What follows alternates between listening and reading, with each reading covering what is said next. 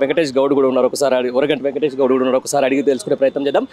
ఏంది మళ్ళా ఇప్పుడు అడ్డెన్స్ వచ్చే అసెంబ్లీలో బిల్లు అయిపోయాయి, గుక్కగులాలు చల్లుకుంటారు, సంబరాలు చేసుకుంటారు, రిజర్వేషన్లు అయిపోయిందని చెప్పేసి మొత్తం ఎగిరెగిరి పడుతుంది, మళ్ళీ ఎందుకు రావచ్చు ధర్నా చేయాల్సి వస్తుంది? రేవంత్ రెడ్డి గారు ఏమనుకుంటున్నారు అంటే బీసీల యొక్క రాజకీయ భవిష్యత్తు ఒక డ్రామా అనుకుంటున్నారు. నిజంగా ఆయనకు చిత్తశుద్ధి ఉంటే ఆ రోజు మరి కామారెడ్డిలో ఇంత 2 కోట్ల మంది బీసీలకు ఏదైతే వాగ్దానం చేసిండో 6 నెలల్లో మళ్ళీ స్థానిక సంస్థలు ఇస్తామని 42%, 2 సంవత్సరాలు గడిపి 2 సంవత్సరాల్లో ఒక జనగణన చేసి అదేవిధంగా శాసనసభలో పెట్టి ఆడికెళ్ళి శాసనసభలో అన్ని పార్టీలు కూడా మద్దతు తెలియజేసినాయి. తర్వాత గవర్నర్కి పంపారు, గవర్నర్కి వెళ్ళి రాష్ట్రపతికి వచ్చాది. రాష్ట్రపతికి వచ్చిన తర్వాత ప్రజాస్వామ్యంలో అవగాహన ఉన్నటువంటి వ్యక్తి అయితే ఏం చేస్తాడు, రాష్ట్రంలో ఉన్నటువంటి ప్రధాన రాజకీయ పార్టీలను బీసీ సంఘాలను కలుపుకొని ప్రధానమంత్రి అపాయింట్మెంట్ తీసుకొని ప్రధానమంత్రికి వెళ్ళాలి. వెళ్తే ఏంటంటే పార్లమెంట్లో బిల్లు ఆమోదం అవుతుంది, 9th షెడ్యూల్లో చేరుస్తారు, రాజ్యాంగ సభలు జరుగుతుంది. ఏ విధంగా అంటే తమిళనాడులో జయలలిత గారు చేశారు కదా, ఆ రోజు మన్మోహన్ సింగ్ యూపీఏ ప్రభుత్వం ఉన్నప్పుడు మన్మోహన్ సింగ్ దగ్గరికి వెళ్ళి పివి నరసింహారావు వచ్చినప్పుడు నేను ఒకవేళ 42% చేస్తేనే నేను రాష్ట్రానికి పోతా అని ఆ విధంగా ప్రధానమంత్రి మీద ఒత్తిడి తీసుకొచ్చి తర్వాత పార్లమెంట్లో పెట్టించి 9th షెడ్యూల్లో పెట్టించిన తర్వాతనే తమ రాష్ట్రానికి వెళ్ళడం జరిగింది. ఆ విధంగా ఒక ప్రజాస్వామ్య పద్ధతిలో చట్టం తెలిసిన వ్యక్తిగా పోవాలి. ఆ విధంగా చేయకుండా ఒక మామూలు వ్యక్తిగా ఒక ఉద్యమకారునిగా ఢిల్లీలో ధర్నా నిర్వహించి ఆ ధర్నాకు రాహుల్ గాంధీ వస్తున్నాడు, మీకు న్యాయం జరుగుతుందని తెలంగాణలో ఉన్న 2 కోట్ల మంది ప్రజలను మోసం చేసినటువంటి రేవంత్ రెడ్డి గారు, మీరు నిజంగా చిత్తశుద్ధి ఉంటే మళ్ళీ వస్తే మళ్ళీ ఆర్డినెన్స్ తీశాడు, ఆర్డినెన్స్ మళ్ళీ ఒక జీవో తీశాడు. అరే వాట్ ఈస్ నీకు తెలుసా వాట్ ఈస్ ద డెమోక్రసీలో ఒక ముఖ్యమంత్రి రాజ్యాంగ పదవులు సీట్లో కూర్చున్నావు. మరి వెంకటేష్ గారు, నేను ఒకటే అడుగుతున్నా, తెలంగాణ రాష్ట్రంలో కులగణన అనేది దేశానికి ఆదర్శవంతం, ఇక్కడ కులగణన చాలా అద్భుతంగా జరిగిందని చెప్పి రాహుల్ గాంధీ అక్కడ క్లెయిమ్ చేసుకుంటున్నాడు, ఇది మాకు దేశానికే రోల్ మోడల్ అని చెప్పేసి. ఓవైపు ఆయన రాజ్యాంగం పట్టుకొని బీసీలు ఎంతో బీసీలకు అంతా అని చెప్పేసి అంటూ ఉంటాడు. అసలు ఇంత జరుగుతున్న క్రమంలో, ఇంత చేస్తున్న క్రమంలో ఈ 42% రిజర్వేషన్లకు సంబంధించిన దాంట్లో ఫెయిల్యూర్ గవర్నమెంట్, రైట్? 100%. నిజంగా కులగణన అంతా ట్రాన్స్పరెంట్గా జరిగిందని మీరు అనుకుంటున్నారా? మొత్తము తప్పుల తడకండి. నిజంగా వాళ్ళు చిత్తశుద్ధితో తెస్తే 54 పైన ఉంటారు ఈ రాష్ట్రంలో బీసీలు, 56. అప్పుడు కేసీఆర్ గారు ఒకసారి చేశారు, కాకపోతే పబ్లిక్లో డొమైన్లో పెట్టలేదు. ఏముంది అక్కడ 52% వచ్చింది కేసీఆర్ చేసినటువంటి యొక్క సోషల్ ఎన్యూమరేషన్లో. మరి ఆ విధంగా తప్పుల తడకతో చేసినటువంటి బీసీలను పెట్టుకొని ఒక డెడికేషన్ కమిషన్ వేసి ఆ కమిషన్ యొక్క రిపోర్ట్ ఇంతవరకు పబ్లిక్ డొమైన్లో పెట్టలేదండి, ఇంతవరకు బహిర్గత పరచలేదు. అరే మేము ఎట్లా నమ్ముతాము మీకు మీ యొక్క అంటే ఇదంతా మోసము, దగా, బీసీలను మోసం చేయడం తప్పితే నిజంగా వాళ్ళకి చిత్తశుద్ధి లేదు. కాబట్టి ఇదే విషయానికి సంబంధించి ఇంకొకటి అడుగుతాం మిమ్మల్ని, నాకు క్లియర్గా చెప్పేసాలి. రైట్, ఆల్మోస్ట్ 20% లోపలికి అయిపోయింది, పాత పద్ధతిలో రిజర్వేషన్లు అయిపోయింది, గెజిట్ వచ్చేసింది ఆల్రెడీ, ఇప్పుడు జరైతే ఇచ్చేసిపోతారు, అయిపోతుంది.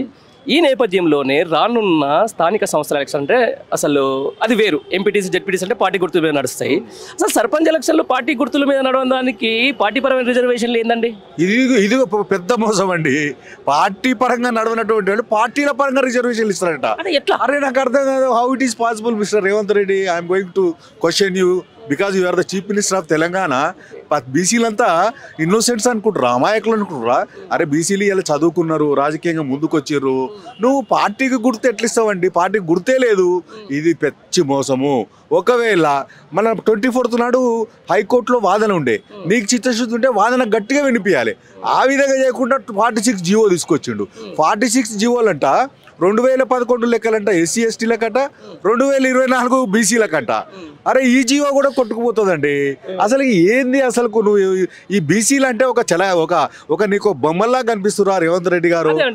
ఆయన డైరెక్ట్ గా ఆయన రెడ్డి జాగృతి మీటింగ్ లోనే పాలించబడ్డోళ్ళు, మేము రెడ్డి కులం అంతా పాలించేటోళ్ళు, వీళ్ళంతా అదేం చెప్పినప్పుడు, అంతా ఆయనకంత కులం ఫీలింగ్ ఉన్నప్పుడు, అంత రెడ్డి ఆయన ఏది పాలకుడు అయినప్పుడు మరి బీసీలకు న్యాయం చేస్తాడని మీరు ఎట్లా నమ్ముతారండి? నేను ముఖ్యమంత్రి రేవంత్ రెడ్డి కావచ్చు, మా వాళ్ళు కొద్దిమంది అందులో మంత్రులు, మరి వాళ్ళేం చేస్తారు? అయ్యా పొన్నం ప్రభాకర్ అన్న, మహేష్ అన్న, మీరు ఒకవేళ మీరు గట్టిగా మీ ముఖ్యమంత్రి మీద ప్రెషర్ చెప్పితే మీరు విలన్ గా మిగిలిపోతారు తెలంగాణ. డైరెక్ట్ ఆయన రేవంత్ రెడ్డి కాదు రేవంత్ గౌడ్ అని చెప్పేసి ఆయనే అంటున్నాడు కదా. అరే వీళ్ళ పదవుల కోసం అన్న. ఇప్పుడు రేపు మీకు కూడా పదవులు ఇస్తే ఆపేస్తారు ఇదంతా. లేదండి, మేము ఉద్యమకారులము, 30 సంవత్సరాలుగా బీసీ ఉద్యమాలలో పాల్గొంటున్నాం. మీరు 30 ఏళ్ల నుంచి బీసీ ఉద్యమంలో ఉన్నారు వెంకటేష్ గారు. మీకు తెలుసు ఈ కాంగ్రెస్ పార్టీ బీసీలకు ఎంత ద్రోహం చేసిందో మీరు చూస్తూ ఉన్నారు. మళ్ళీ ఎట్లా నమ్మిరు అంటారు ఇదంతా? ఎవరు నమ్మారు ఇక్కడ? బీసీలు ఎవరు నమ్మలేదు. ఎవరు నమ్మారంటే కాంగ్రెస్ పార్టీలో ఉన్న బీసీలు నమ్మారు. అంటే వాళ్ళ పదవుల కోసము, వాళ్ళ యొక్క అధికారం కోసము ఇలా బీసీలను వాడుకుంటున్నారు. కానీ ఇప్పుడు బీసీలు చాలా చైతన్యవంతమయ్యారు. ఖచ్చితంగా వచ్చేటువంటి ఎన్నికల్లో ఎలక్షన్ పోతే సర్పంచులన్నీ కూడా మరి కాంగ్రెస్ పార్టీ ఓడిపోయేటువంటి అవకాశం ఉంది. రైట్, ఇదే చెప్తున్నా నేను. ఇప్పుడు సింపుల్, మీరు పార్టీ గుర్తు లేనప్పుడు ఎలక్షన్ జరుగుతున్నాయి, మీరు మీ ఉద్యమం మీరు చేస్తారు, మీరు గాంధీగిరి చేస్తారు, మీరు ధర్నాలు చేస్తారు, మీరు రాస్తారోకాలు చేస్తారు, కానీ అక్కడ జరిగేది మాత్రం జరుగుతూనే ఉంది. End of the day party పరమైన రిజర్వేషన్లు ఇచ్చిన తర్వాత నువ్వు కాంగ్రెస్ పార్టీ నుంచి ఒకరికి ఇచ్చినాం అనుకుందాం, మరి వేరే పార్టీలు ఎందుకు ఇస్తాయి అన్న? ఒకటి చెప్పనా, 100% ఈ ఎలక్షన్లు జరిగాయి. ఎవరెవరు కొట్టుకోతారు, ఖచ్చితంగా కొట్టేస్తారు 46 నో ఎలక్షన్. ఇదంతా మభ్యపెడుతుడు రేవంత్ రెడ్డి ప్రభుత్వము తెలంగాణ 4 కోట్ల మంది ప్రజల ముందు విలన్ కాబోతుంది త్వరలోనే. ఎందుకంటే ఈరోజు అన్ని పార్టీలు కూడా మనకు టీఆర్ఎస్ పార్టీ కూడా మద్దతు ఇస్తున్నారు. ప్రధానమంత్రికి తీసుకెళ్ళండి అండి, మేము సపోర్ట్ చేస్తాము. అక్కడ తీసుకపోక ఇక్కడ డ్రామాలు ఎందుకు? ఇక్కడ జీవోలు, ఆర్డినెన్సులు ఇవి కావు కదా. 9th షెడ్యూల్లో చేర్చండి, రాజ్యాంగ పరంగానే వస్తాయని రాజ్యాంగం చెప్తుంది, మేధావులు చెప్తుర్రు, అందరు చెప్తుర్రు. అన్న పెడచెవున పెట్టేటువంటి రేవంత్ రెడ్డి ఈరోజు రాష్ట్రంలో అబాసు పాలైనటువంటి ప్రభుత్వం ఏదంటే రేవంత్ రెడ్డి ప్రభుత్వం. ఇదే అబాస్ పాలైదు రేవంత్ రెడ్డి కాబట్టి బీసీల మీద చిత్తశుద్ధి ఉండకపోవచ్చు. మరి ప్రధానమంత్రి బీసీఏ కదా, మరి బీజేపీ వాళ్ళు అందుకు చేయొచ్చు కదా, వాళ్ళ చేతిలో ఉంటుంది ఇదంతా. ఒకటి చెప్పనా అన్న, ఒకటి చెప్పనా, బీజేపీ వాళ్ళు కిషన్ రెడ్డికి బండి సంజయ్ అంటున్నారు. ఈయన చాలా మాట్లాడుతారు, మేము పార్లమెంట్ అసెంబ్లీలో మీ బిల్లు సపోర్ట్ చేసినాం అంటారు. అరే మీకు చిత్తశుద్ధి ఉంటే మీ ప్రధానమంత్రి దగ్గరికి వెళ్ళి ఒత్తిడి చేయండి. మీరు ఎట్లా మీరు బీజేపీ వస్తే ముఖ్యమంత్రి చేస్తా అంటారు కదా. ముఖ్యమంత్రి దేవుడు ఎరుగన్నా, మీరు కనీసం మా సర్పంచ్లను కానివ్వండి, ఎంపీటీసీలను కానివ్వండి, జెడ్పీటీసీలు కానివ్వండి, ముఖ్యమంత్రి దేవుడు ఎవరు? మన కిషన్ రెడ్డి అన్న. రైట్ అన్న, వెంకటేశ్వర నేను ఒకటి చెప్తా. రైట్, ఒకటి మనం మాట్లాడుకోవాలి, ఎందుకంటే ఇది పబ్లిక్ డొమైన్ తెలియాలి. ఇక్కడ ఈరోజు స్థానిక సంస్థల్లో బీసీలు అడుగుతారు, ఇచ్చేద్దాం. మరి చట్టసభల్లో కూడా అడిగితే ఎట్లా ఇవ్వమని చెప్పేసి కాంగ్రెస్ పార్టీలో ఉన్న ఒక సీనియర్ నేత రేవంత్ రెడ్డిని పిలిచి క్లాస్ వీకిందంట. మరి వాళ్ళ స్థానిక సంస్థల్లో మీకు రిజర్వేషన్లు ఇస్తారు, రేపు చట్టసభలో కూడా అడిగితే మరి వాళ్ళ పరిస్థితి ఏంది? అన్న ఒకటి చెప్పనా, ఈ రోజు స్థానిక సంస్థలు స్టెప్ పడ్డది. ఈ రోజు బీసీలు అనేది దేశవ్యాప్తంగా ఒక చైతన్యమయ్యారు. ఇప్పుడు ఒకవేళ స్థానిక సంస్థలు ఇస్తే చట్టసభల గురించి ఎవరు ఆలోచించారు. మీరు స్థానిక సంస్థలు ఇవ్వకపోతే రేపు పెను ప్రమాదం ఉంది ఈ రాష్ట్రంలో, ఈ దేశంలో.